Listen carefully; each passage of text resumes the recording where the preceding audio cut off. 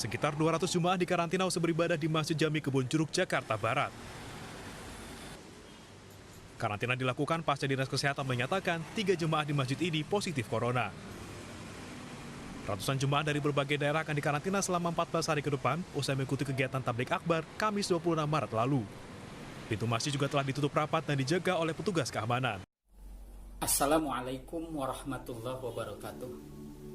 Bismillah, alhamdulillah, wassalatu wassalamu ala rasulillah wa ala alihi wa sahbihi wa mawala.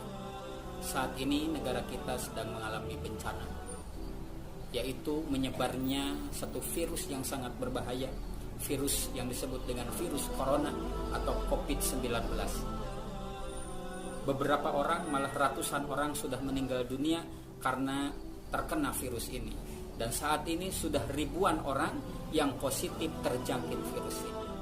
Oleh karenanya pemerintah negara Kesatuan Republik Indonesia membuat satu kebijakan diantaranya yaitu social distancing, physical distancing atau pembatasan sosial. Orang dihimbau untuk tidak melakukan kegiatan di rumah, bekerja di rumah, belajar di rumah, dan beribadah di rumah. Dalam hal ini MUI Majelis Ulama Indonesia mengeluarkan fatwa pembatasan kegiatan umat Islam di dalam masjid sampai pada peniadaan sholat berjamaah dan peniadaan sholat zuhur atau sholat Jumat diganti dengan sholat zuhur untuk beberapa wilayah yang memang penyebarannya begitu luar biasa, tidak bisa terkontrol. Fatwa ini sudah sangat sesuai dengan maqasidus syariah, tujuan syariat. Di antaranya adalah hifdun nafsi. Syariat menjaga jiwa umat, jangan sampai celaka, jangan sampai ternoda. Ada hifdud din, hifdun nafsi, hifdun nasli, hifdul irdi, dan hifdul mali. Hifdun nafsi menjaga jiwa dan raga umat, jangan sampai celaka. Apakah fatwa tersebut bertentangan dengan beberapa hadis Nabi yang menyatakan tentang fadilah atau keutamaan memakmurkan masjid? Di antaranya hadis dari baginda Nabi kita Muhammad sallallahu alaihi wasallam, "Innallaha ta'ala idza anzala ahatan minas sama'i ala ahlil ardi surifat an umaril masajid." Sesungguhnya Allah Ta'ala ketika menurunkan penyakit dari langit kepada penduduk bumi, surifat an umaril masajid, maka penyakit tersebut Allah jauhkan dari orang-orang yang memakmurkan masjid. Perlu kita garis bawahi hadis ini, surifat an umaril masajid. Allah menjauhkan penyakit dari orang-orang yang memakmurkan masjid. Hadis ini menggunakan kata umarun. Umarun itu bentuknya isim fa'il dari amirun, artinya orang yang memakmurkan. Umarun jamak dari amirun, artinya orang-orang yang memakmurkan. Amaro ya'muru imaratan fahuwa amirun. Jamaknya adalah umarun. Kalau kita bahas akan terlalu banyak memakan waktu. Ada jamak taksir illah, jamak taksir kasroh, jamak taksir sigat muntahal jumu. Tapi pada intinya umarun itu adalah bentuk isim fa'il.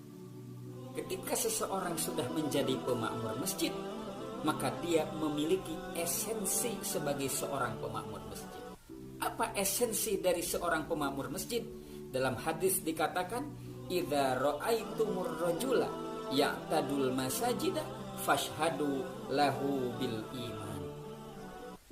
Apabila kalian melihat seorang yang bolak-balik ke masjid, maka saksikanlah bahwa dia adalah orang yang beriman.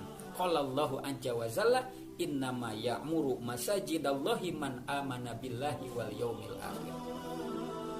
Allah Subhanahu wa taala berfirman, hanyalah yang memakmurkan masjid-masjid Allah ialah orang-orang yang beriman kepada Allah dan beriman kepada hari akhir. Esensi dari seorang pemakmur masjid adalah iman kepada Allah dan kepada hari akhir. Orang yang beriman kepada Allah itu memiliki 3 tuntutan. Di dalam Al-Quran disebutkan, ya ayyuhalladzina amanu atiullaha wa atiur rasul wa ulil amri minkum. Orang yang beriman pasti akan memperhatikan 3 ketaatan. 1, taat kepada Allah. Yang kedua, taat kepada Rasulullah. Dan yang ketiga adalah kepada ulil amri atau pemerintah. Seorang yang beriman pasti akan mentaati kebijakan-kebijakan yang sudah dibuat oleh pemerintah, di mana kebijakan tersebut tidak bertentangan dengan syariat agama Islam. Dalam hal ini, pemerintah membuat kebijakan, fatwa MUI membatasi kegiatan-kegiatan aktivitas kita di masjid. Tapi kemudian saat ini ada beberapa orang yang berbeda pendapat bahwa walaupun keadaan darurat, sedarurat apapun, tetap harus datang ke masjid. Nah, ketika kita melihat perbedaan ini, kembali lagi kepada Al-Quran.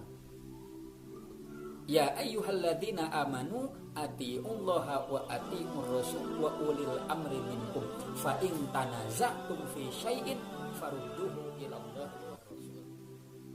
Fa in tanaza'tum fi syai'in farudduhu ila Allah wa rasul.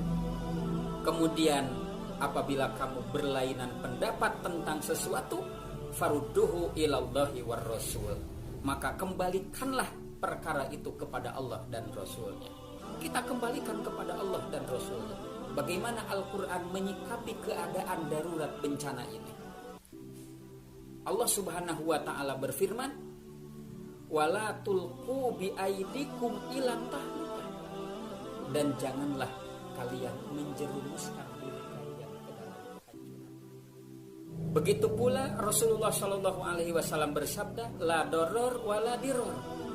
Hadis ini dijadikan kaidah usul fikih, la doror wala diror. Janganlah kamu melakukan sesuatu hal yang membahayakan diri dan membahayakan orang lain. Maka bisa kita ambil kesimpulan, pemakmur masjid, dia memiliki esensi keimanan kepada Allah dan kepada hari akhir. Orang yang beriman kepada Allah dan kepada hari akhir, tentu dia akan memikirkan 3 ketaatan, mematuhi 3 ketaatan. Pertama, taat kepada Allah, taat kepada Rasul, kemudian taat kepada pemerintah. Ketika ada perbedaan pendapat, dikembalikan lagi kepada Allah dan Rasul.